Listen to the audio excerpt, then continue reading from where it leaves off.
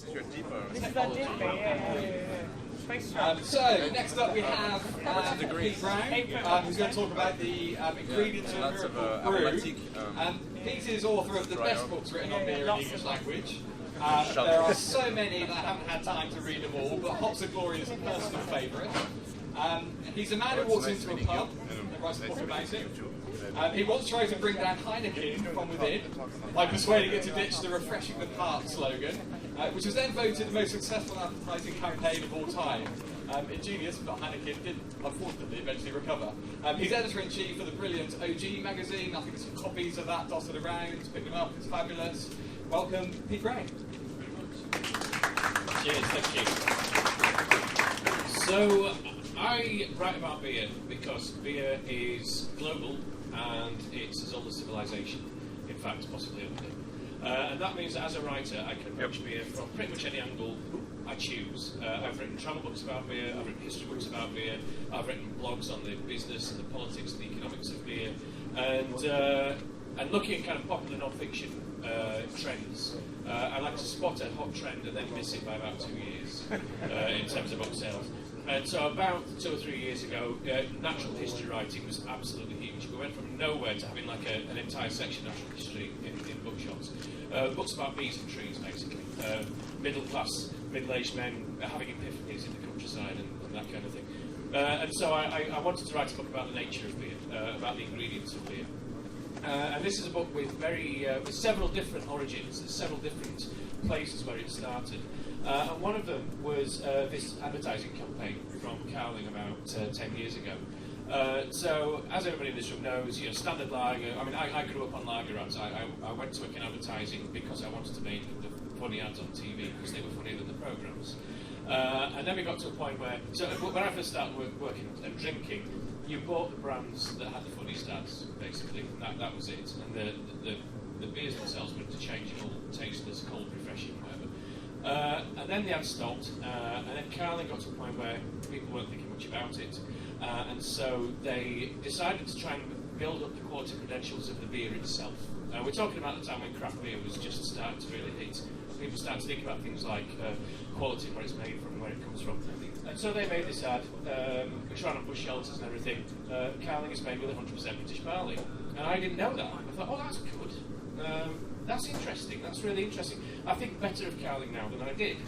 Not enough to drink it, obviously. I think more of it than I once did. And just to be sure that they weren't alienating their current drinkers who perhaps didn't think about this stuff as much as I did, they ran focus groups with Carling drinkers. And they put these ads in front of Carling drinkers who said, I don't want grass in my beer. Can you go back to making it out of chemicals like you always used to? And I thought that stuck with me. I thought it's extraordinary that beer is the most popular drink in the UK. It's the third most popular drink in the world after tea and coffee and water, because that's what it was for. And people don't know where it's made from. And we live in an age now where people are very keen to know about ingredients and provenance and what's in our food, what we're putting in our mouths, what we're putting in our bodies. And there was a survey last year that showed that only 22% of UK drinkers know the 4 ingredients of beer. So I thought I'll write a book about the 4 ingredients of beer. Now, this is what beer is made out of. It's made out of weeds, grass, fungus and water. You can perhaps see why people don't talk about that so much. It doesn't sound like the most appetising drink in the world. So we give them different names. We call them hops, barley, yeast and liquor. Hops are a weed, common hedgerow plant before it was cultivated and kind of put in with big fields of fences and poles and everything. Barley is one of the noble grasses. There are 7 noble grasses that we call cereals, and every single civilization on Earth has at least one of those cereals. The cultivation of that cereal at its heart is a civilization, whether it's rice or chickpeas or wheat or barley or whatever. And of course we've got to give water a better name because we're brewers and we can't just call it water, it's more special than that. And so my ambition was to write a book which was 100,000 words long and spent 25,000 words talking about each one of these. And I didn't quite manage that, but I did manage to kind of write about each one of them and learn a hell of a lot. I decided at the start of this book that I would pretend I knew nothing and just park everything that I thought I knew. And I was right to do that, because it turned out most of what I thought I knew was utter bollocks. Mainly starting with barley, what I thought I knew about barley and malting. Now I think this is the key one for me, because everybody knows that the source of fermentable sugar in wine is grapes. Everyone knows that, in theory at least, the source of fermentable sugar in cider is apples. Very few people know that the source of fermentable sugar in beer is barley. If you ask people outside this room what beer is made out of, they'll go, hops. Well, hops are in beer, yeah. But what else? What? Is there something else more than hops? I don't know. I think the reason for this is that barley, getting fermentable sugars out of barley, is so much more complicated than getting fermentable sugars out of fruit. Fruit actually wants to be eaten. I think I've guessed. The whole thing. By the way, I've written a whole book about apples, which talks about the Garden of Eden and the forbidden fruit. The Bible never says it was an apple. The Bible never mentions what the fruit was. It couldn't have been an apple. I mean, bear in mind the whole thing is completely made up anyway. If the Garden of Eden was where the Bible says it was, apples can't grow there. So it's, but why do you think it's an apple? Well, when you look at apples, they're green and fresh looking, or they're golden and luxurious looking, or they're red and alluring. The apple wants to be eaten, because if a seed falls from an apple tree and tries to grow, it's going to be in the shadow of the parent tree. If it manages to survive somehow, it's going to compete with the parent for light and nutrients. An apple wants its seeds to be carried away from the tree, and so it makes the fruit attractive, it makes it tasty, it makes it look gorgeous, it makes it smell fantastic, so that animals eat it, carry it away, and then poo out the seeds the next morning in a pile of fertile manure. If that's what fruit does, then barley is more like the convoy in the Mad Max film. Barley puts up every defence it can think of in order not to be eaten, and that's why we have to do malting. Barley's got a rock-hard kernel, and then inside the sugar is stored. I mean, I'm sure most of you know this very, very well, better than I do, but it stores its sugars as starch. If you think about sugar as a brick and starch as a brick wall, this is how it prevents itself from being eaten. Because if you're a barley grape, it will fall next to the parent plant and grow, and it's absolutely fine. Or the wind will take you and blow you away, so it doesn't need to be eaten in the same way. So in order to kind of break down that wall and get to the fermentable sugars, we do malting. We basically break down the sugar, it release enzymes to break down the sugars and soften that wall so we can get at the sugars. And that's the traditional floor maltings. I went to Warminster Maltings to research this. And when they explained to me what actually happened in the chemistry of malting, the biochemistry of it, and the kind of wetting of the malt and then leaving it out to get an air rest and then wetting it again and another air rest, and then when you've done that several times and sprouted, you kill the germ and because it can fulfil its purpose. And I said, so basically what you're saying is malting is the torture and genocide of baby plants. You waterboard it for several days, and then just when it thinks it's safe again, you kill it. And they went, well, yeah, but that's not the kind of publicity we're looking for right now. But I spoke to one of Chris Maltons last week, and they actually started using this in their tours. So I'm like, yes, I've really found what malting is. And I think malt is the most underappreciated ingredient in beer, probably. It's not just a source of fermentable sugar, it's a source of most of the flavour in beer. We don't even think about it, we don't talk about it. When everyone was really into hops, I said, right, we're going to have a malt revival next. And brewers went, well, yeast, that's more interesting. We've got some sours and stuff. Right, now we're going to have the malt revival. But adjuncts, let's put fruit in it, let's put spices in it. Come on, make some malty beers. And let's have malt back, please, because it's the most amazing ingredient.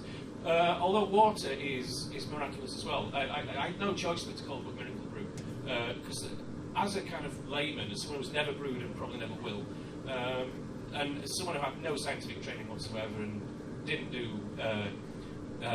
any science subject beyond O level, there's many points in this book where I was researching where I went, no fucking way. that can't happen. In fact, the example of malting. We do malting to activate or prepare enzymes to break down the starches into sugars. Enzymes were discovered and defined in 1823 by the French chemist Anselme Payen. So we've known what enzymes are for less than 200 years. We've been malting barley to activate them for over 12,000 years. So for most of human existence, we've been doing this complicated process to malt, going, it works, fuck knows why, but we do this and that happens, so come on, we don't know why.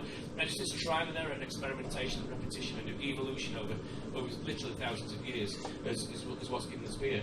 Water, I think, is probably the most overlooked ingredient in beer. People think of water as H2O, because it's not. This was the hardest part of the book for me to write. I could only get to about 15,000 words, about 25,000 words on water. It was like, you know those Brewers Association books on ingredients, the four books with yeast, barley, water and everything. If you look at the water one, in the introduction it carries a health warning. It says, don't even think of trying to read this book unless you have a higher education, chemistry qualification, and several years' experience in brewing. That's how complicated water is. That's why I find it very difficult to write about. But I think that water is ultimately beer's biggest sense of terroir, because you've got rain falling, and then it runs through the ground, and it picks up the characteristics of the land that it falls on.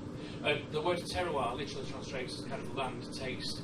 Water is literally adopts the characteristics of the land it falls on, which is why if you go to the Czech Republic, or beautiful soft water, they have a thing there called baby water, which has zero mineral deposits in it, because babies shouldn't drink very minerally water. On the test that you use to measure baby water, this is the well at České Budějovice where they make Budvar. The water here doesn't register on those tests. It scores 0. And that's because this water is pumped up from below, through a rock shelf that's 275 metres thick. So it's taken the water 9,000 years to soak down through that rock. And because the rock is so hard, it's picked up nothing from the rock.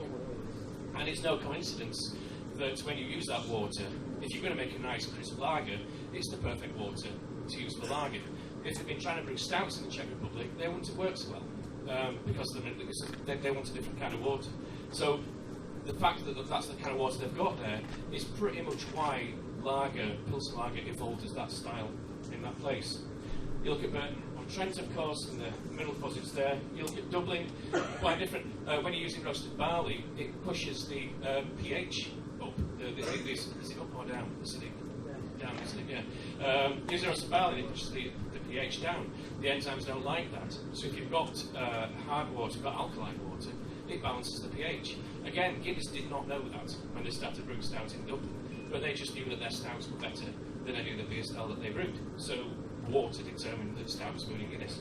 And of course you go to Burton, and nobody knew why pale ales tasted better in Burton than they did anywhere else. The fact that London brewers had to build breweries in Burton-on-Trent and ship the beers from there back down to the head office in London, because they could not brew those beers in London as well as they could in Burton.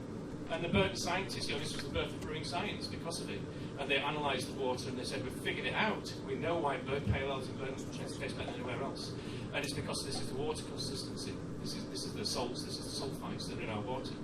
And brewers everywhere else went, thanks very much, and started Burtonising their water. But to this day, the fact that a brewer in California will Burtonise their water to make it like the water in Burton-on-Trent is an astonishing thing. And it was interesting when I was researching this bit, because I've talked to a lot of brewers about this, and there's a lot of brewers going, yeah, well, water, sometimes we Burtonise, sometimes we don't. And the thing is, you Burtonise by adding X, Y, and Z to your water, and I'm like, but it's not worked. I'm like, well, what are you adding it to? I'm sorry. Well, let's say you're adding plus 50 sulfates. What are you adding that to? Are you adding it to something that's already got sulfates in it, or something that hasn't, or something that's got something else in it? Oh yeah, good point. And I think this is really missed by a lot of small brewers. A lot of craft brewers really don't think about their water profiles too much. My favourite thing about this, though, is the ceremonial well in České Budějovice. This is the first place they take you on the brewery tour if you go on the Budvar brewery tour. Not as famous as Burton's brewing water. Do you want to see the equivalent of this in Burton, the most famous brewing water in the world? There we go. Inside that's the main wellspring for the most famous brewing water on Earth, and no one knows it's there, and it's completely ignored, which I just think is typical of Burton-on-Trent. Burton in the English Civil War, Burton refused to declare for the Royalists or the Republicans, and so both sides attacked it at once. Moving on to hops, one that everyone knows, and I started off this for about 15 seconds. This was going to be a book about hops, and then I thought, why just hops? Why is it hops? Why do hops get all the glory? And I'm going to make it about all 4 ingredients. And I ended up writing 35,000 words about hops, over a third of the book. It's like, damn you hops! You always get all the attention. They're the glamour, they're the seduction, they're the sexiness in beer. They're what everyone loves. Who here has got a hop tattoo? Or a lupulin tattoo? Anybody? I know quite a few brewers who do.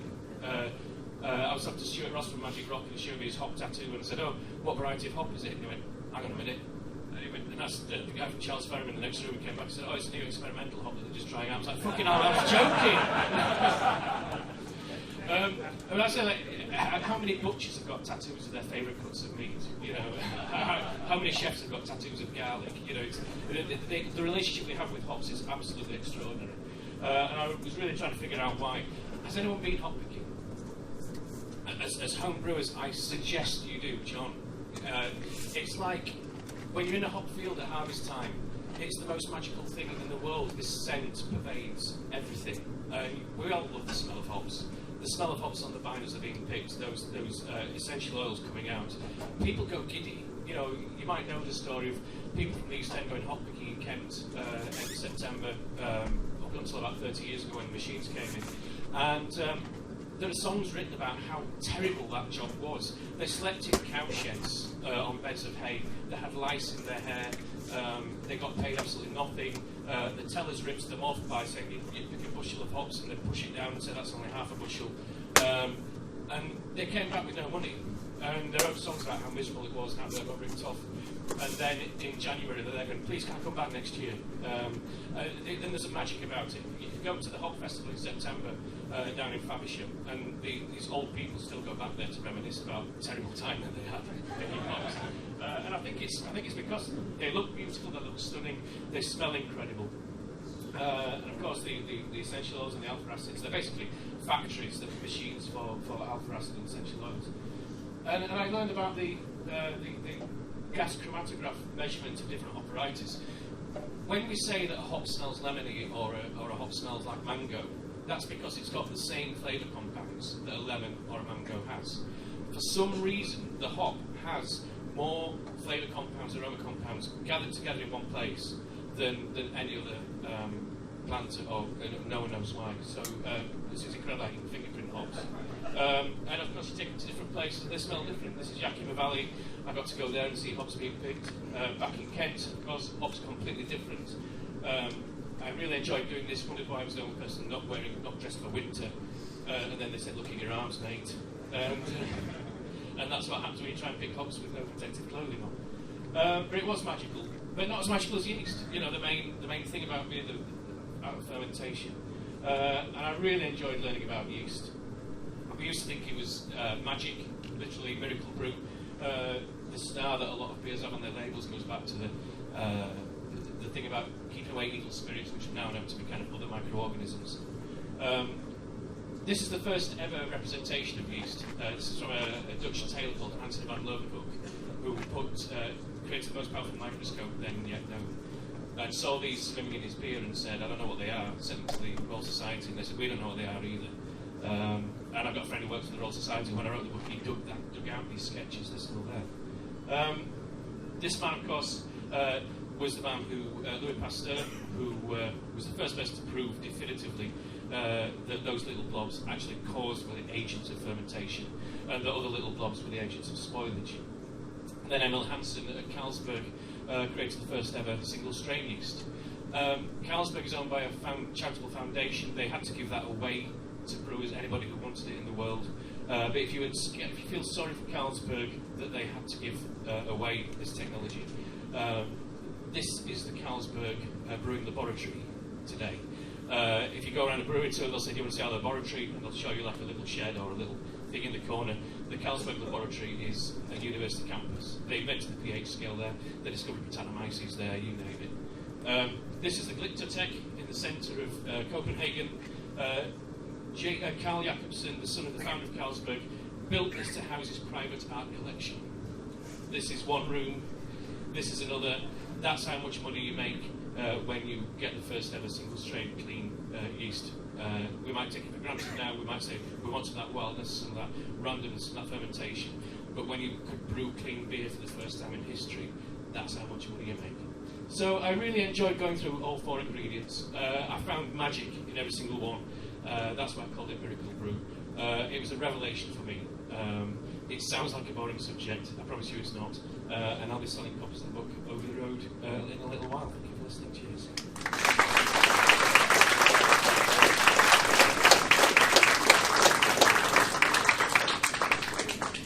Brilliant. Just in case you thought you knew it all, you realise you actually know next to nothing. Let's have a couple of very quick fire questions for Pete. Rapid questions, if there's any on the floor. Yes. Which is the main ingredient? I would say malted barley. You can't have beer without malted barley. Or water by volume. Next one. Yes. Oh. What's your favourite beer? The one in my hand right now. No, I can't possibly answer that question. But I always answer a different question. On Twitter a couple of years ago, someone said, I'm about to take my nephew for his first legal drink on his 18th birthday. If I wanted to be a lifetime beer lover, what's the first beer I should buy for his 18th birthday? And I, along with nearly every other beer writer, said Sierra Nevada Pale Ale. That's what a lot of us did, I think. Yes, at the back there. Has knowing more about the ingredients changed the way that you read it? Absolutely, yeah. As knowing more about the ingredients changed the way I feel about beer and appreciate it. Totally. I have the utmost, I always did, but I have the utmost respect for brewers now, more than I ever did. But also more than that, the way, this book is about what happens before those ingredients get to the brewery. And the whole supply chain, the farmers, the scientists, the chemists, the growers, and the link to the land. I think it made me realise just what, excuse me, just what a natural product beer is, and I think that's a message we should be really communicating a lot more. There's a lot of people think it's made out of chemicals, and it is a beautiful natural product, 4 times more complicated and complex than wine. One last question. No? I think Miracle Brew is going to end up on a lot of people's Christmas lists. Buy it for your friends, family, relatives over the road. Thank you, Pete Brown. Cheers. Absolutely brilliant. Thank you. Give us 5 minutes to do a turnaround, and then we've got Sophie Durand.